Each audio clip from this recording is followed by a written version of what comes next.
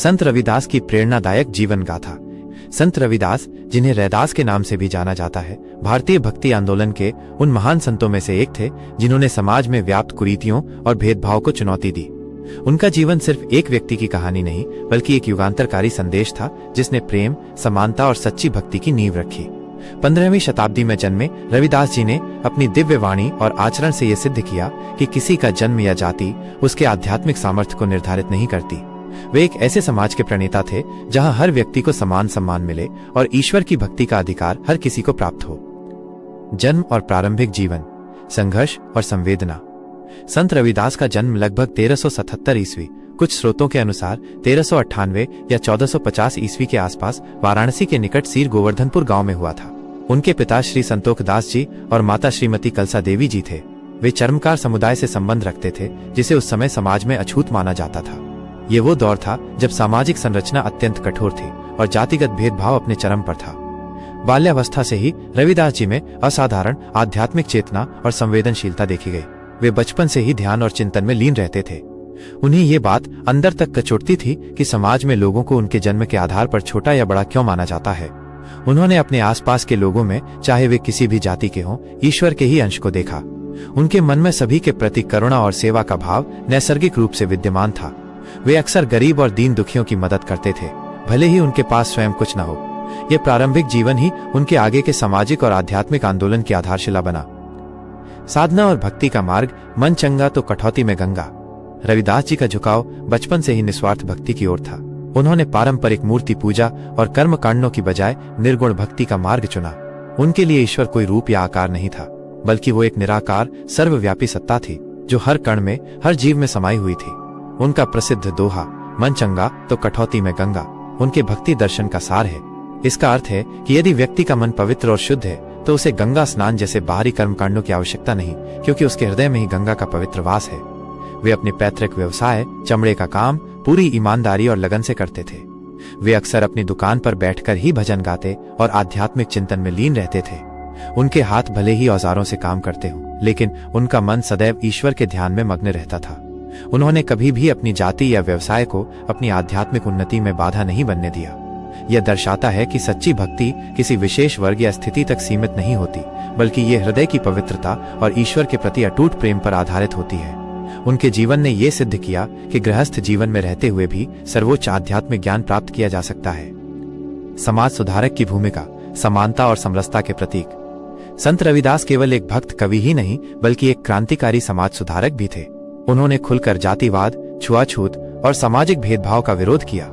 उन्होंने अपनी वाणी और आचरण से ये सिखाया कि ईश्वर की दृष्टि में सभी मनुष्य समान हैं। उनकी रचनाओं में सामाजिक कुरीतियों पर तीखा प्रहार मिलता है, लेकिन उनका स्वर हमेशा प्रेम और सद्भाव का रहा। वे समाज को बांटने वाली दीवारों को गिराना चाहते थे और एक ऐसे समाज का निर्माण करना चाहते थे जहां सभी लोग प्रेम और सम्मान के साथ रहें। उन्होंने अपनी शिक्षाओं के माध्यम से ये संदेश दिया कि सच्चा धर्म लोगों को जोड़ना है, न कि उन्हें तोड़ना। उनका मानना था कि सच्चा भक्त वही है जो सभी प्राणियों में ईश्वर का दर्शन करे और सभी के प्रति समान व्यवहार रखे। उनकी ये पंक्तियां इस दर्शन को बखूबी दर्शाती हैं। जाति जाति में जाति है जो केतन के पात। रैदास मनुष्य न जुड़ सके जब तक जाति न जात, अर्थात जातियों के अंदर भी उपजातियां हैं, जैसे केले के पत्ते में परतें होती हैं। रविदास कहते हैं कि जब तक मन से जाति का भेद नहीं मिटता, तब तक मनुष्य एक दूसरे से जुड़ नहीं सकते। ये दर्शाता है कि वे केवल बाहरी भेद को नहीं, बल्कि मन में बैठी हुई जातिगत धारणाओं को मिटाना चाहते थे। मीराबाई और अन्य भक्तों से संपर्क। एक आध्यात्मिक गुरु। संत रविदास की ख्याति उनकी सरलता, ज्ञान और आध्यात्मिक ऊर्जा के कारण दूर दूर तक फैल गई थी। उनकी प्रसिद्धि इतनी थी कि स्वयं मेवाड़ की महारानी और कृष्ण भक्त मीराबाई भी उनसे प्रभावित हुई। मीराबाई ने रविदास जी को अपना आध्यात्मिक गुरु स्वीकार किया और उनसे दीक्षा ली। मीरा के भजनों में रविदास जी का उल्लेख उनके गुरु के रूप में मिलता है।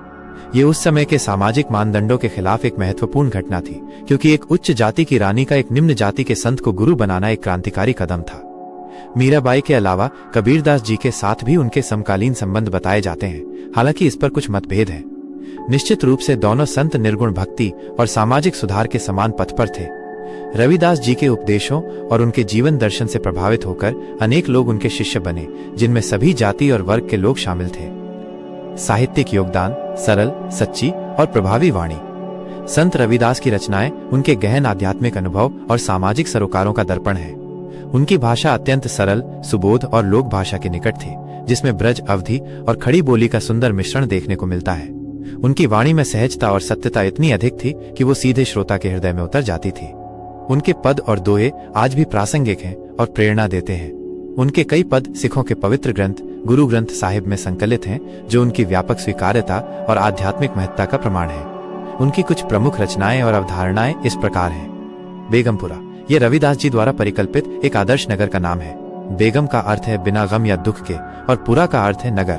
बेगमपुरा एक ऐसा स्थान है जहां कोई दुख नहीं, कोई भेदभाव नहीं, कोई अन्याय नहीं और कोई भय नहीं। यह समता, शांति और आनंद का प्रतीक है, जहां सभी लोग समान रूप से निवास करते हैं। यह उनकी सामाजिक समानता के सपने का एक काव्यात्मक चित्रण है। पदावली, यह उनके भक्ति गीतों और दोहों का संग्रह है, जिसमें वे ईश्वर के प्रति अपनी अटूट भक्ति, सामाजिक कुरीतियों पर प्रहार और मानवता के मूल्यों का प्रचार करते हैं। उनके पदों में आत्मसमर्पण, गुरु महिमा, नाम स्मरण और वैराग्य जैसे विषयों पर गहरा चिंतन मिलता है। निधन और विरासत, एक अमर ज्योति। संत रविदास के निधन की तिथि को लेकर विभिन्न मत हैं, लेकिन ऐसा माना जाता है कि उनका देहावसान लगभग 1540 ईस्वी के आसपास हुआ। उन्होंने अपना पूरा जीवन समाज को एकता, प्रेम, करुणा और सच्ची ईश्वर भक्ति का संदेश देने में समर्पित कर दिया। उनका भौतिक शरीर भले ही इस दुनिया से विदा हो गया हो, लेकिन उनकी शिक्षाएं और उनके आदर्श आज भी एक प्रकाश पुंज की तरह अंधकार में भटके लोगों को दिशा दिखाते हैं। आज भी भारत और विश्व के विभिन्न हिस्सों में उनके अनुयायी उन्हें एक पूजनीय संत और भगवान के रूप में मानते हैं। हर वर्ष माघ पूर्णिमा को रविदास जयंती के अवसर पर बड़े उत्साह और भक्ति के साथ उन्हें स्मरण किया जाता है। इस दिन उनके जीवन और शिक्षाओं पर प्रकाश डाला जाता है और समानता तथा भाईचारे का संदेश फैलाया जाता है। प्रेरणादायक संदेश, जीवन का सार। संत रविदास का जीवन हमें कई गहरे और कालातीत संदेश देता है। जात पात और धर्म से ऊपर उठकर मानवता को अपनाओ। मनुष्य का सबसे बड़ा धर्म मानवता है। सभी लोग एक ही ईश्वर की संतान हैं और उनमें कोई भेद नहीं होना चाहिए। सच्ची भक्ति सेवा में है, न कि दिखावे में। ईश्वर को खोजने के लिए मंदिरों या तीर्थों में जाने की आवश्यकता नहीं, बल्कि दूसरों की सेवा करने और अपने कर्तव्यों का पालन करने में ही सच्ची भक्ति निहित है। जीवन में ईमानदारी, दया और समता सबसे बड़ा धर्म है। चरित्र की पवित्रता, दूसरों के प्रति दया का भाव और सभी के साथ समान व्यवहार ही सच्चा धार्मिक आचरण है। कर्म ही पूजा है। अपने कार्य को पूरी लगन और ईमानदारी से करना भी ईश्वर की सेवा ही है। आत्मसम्मान और आत्मविश्वास, अपनी परिस्थितियों या जन्म को अपनी क्षमता का पैमाना न बनने दें। प्रत्येक व्यक्ति में ईश्वर का अंश है और उसमें असीम संभावनाएं हैं। समापन। संत रविदास की जीवन गाथा ये सिखाती है कि सच्ची भक्ति और आध्यात्मिक उन्नति के लिए किसी बाहरी स्थिति या पहचान की आवश्यकता नहीं होती। यह मन की पवित्रता, कर्म की शुद्धता और प्रेम की भावना पर आधारित है। उनका जीवन एक जीता जागता उदाहरण है कि कैसे एक व्यक्ति अपने साधारण जीवन में रहते हुए भी असाधारण ऊंचाइयों को छू सकता है और समाज के लिए एक स्थायी प्रेरणा बन सकता है।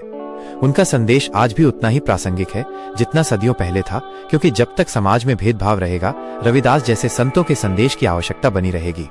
वे हमें याद दिलाते हैं कि सच्चा धर्म प्रेम, समानता और सद्भाव का मार्ग है और इसी मार्ग पर चलकर ही हम एक बेहतर और अधिक मानवीय समाज का निर्माण कर सकते हैं।